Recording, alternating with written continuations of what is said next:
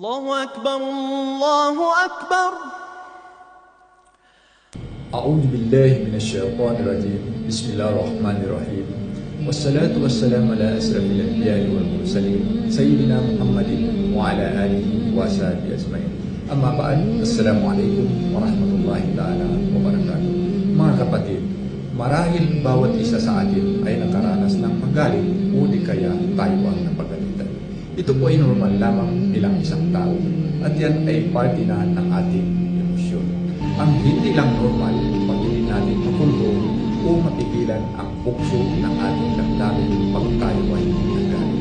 Sabi ng Propeta Muhammad si Makalinawa ang kapayapaan, an Abi Hurairah radhiyallahu anhu, anna Rasul sallallahu alaihi wasallam qala, "Laysa ash-shadidu bi-sur'atin, innama ash-shadidu alladhi yamliku nafsahu." Itang palang muttafaqun alayh.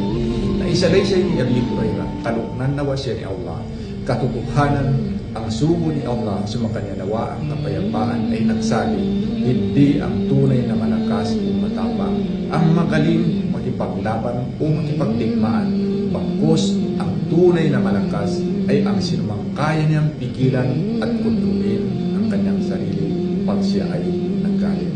Waffaqana Allah wa iyyakum lima yuhibbu wa yarda wa aqulu ma tasma'un. Assalamu alaikum warahmatullahi